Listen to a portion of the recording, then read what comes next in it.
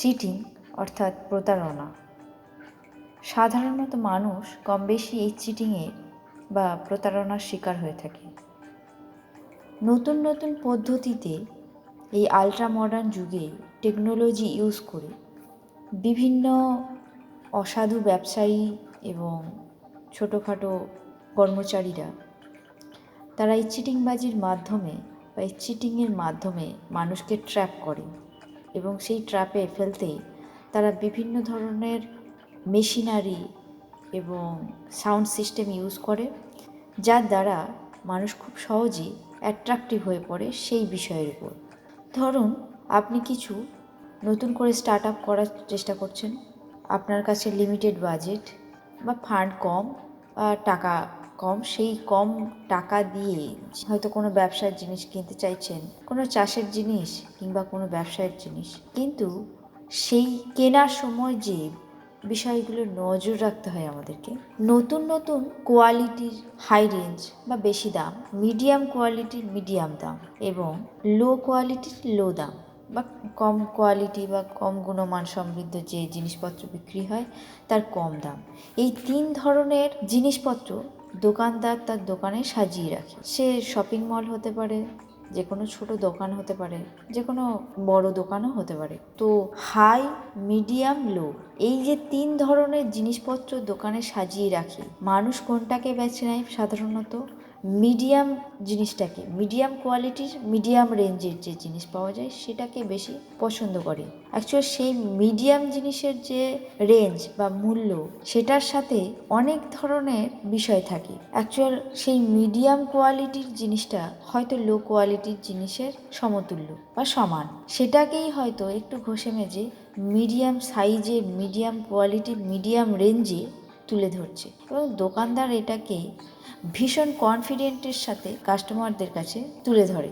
সেটাই হলো আসল ট্রিক, ওই মিডিয়াম কোয়ালিটির জিনিসকে বিক্রি করার। যখন কোনো মিথ্যে ভাওতাবাজির কোনো কথা ভীষণ কনফিডেন্সের সাথে চিৎকার করে বলা হয়, তখন সাধারণত মানুষ বিশ্বাস করে ফেলে আর ওই জায়গায় ঠকে যায়। মিডিয়াম কোয়ালিটির জিনিস আর লো কোয়ালিটির জিনিসের মধ্যে খুব বেশি ডিফারেন্স থাকে না, যেটা থাকে সেটা হচ্ছে দোকানদারের কনফিডেন্স ভরা মিথ্যে কথা। আর একটা বিষয় থাকে যেটা হচ্ছে অফার। অফার মানে সাধারণত মানুষ মনে করে যে কোম্পানি প্রচুর প্রোডাক্ট সেল করতে পারছে না, স্টোর হয়ে পড়ে আছে, তাই কম দামে অফারে বিক্রি করছে। আসলে বিষয়টা তা নয়। বিষয়টা হলো অফারের জিনিস যার প্রয়োজনীয়তা মানুষের ভীষণ, নতুন নতুন টেকনোলজি ব্যবহার করে লো কোয়ালিটির মাল বা ফেলে দেওয়া যেসব জিনিসপত্র দিয়ে, উচ্ছিষ্ট জিনিসপত্র দিয়ে এই অফারের কোনো প্রোডাক্ট বা কোনো জিনিসপত্র তৈরি করা হয় এবং এটাকে এতটাই অ্যাট্রাকটিভ করা হয় এবং তার দামও ওই অফারের দামের সাথে তুলে ধরা হয়, যার ফলে মানুষ নিত্য নতুন প্রয়োজনীয়তায় এই অফারের জিনিসপত্রগুলো দিয়ে খুব সহজেই তার প্রয়োজন মিটিয়ে ফেলে।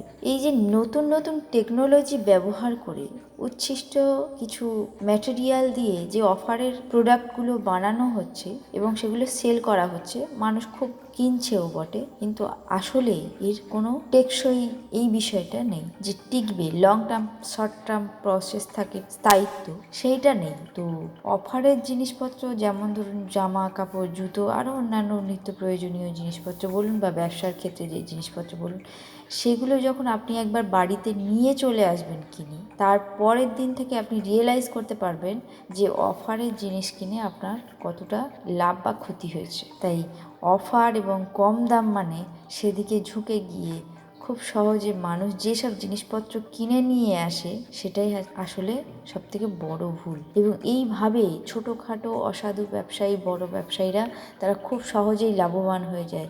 একদিনে প্রচুর প্রোডাক্ট বিক্রি করে বা সেল করে তারা প্রচুর লাভ করে এইসব দিয়ে। আলটিমেট সেই অফারের জিনিসটা খুব বেশি কাজে লাগে না, খুব বেশি কাজে ব্যবহার করাও যায় না। তাই নতুন কিছু কিনতে চাইলে সমস্ত দিক বিচার বিবেচনা করে কিনুন।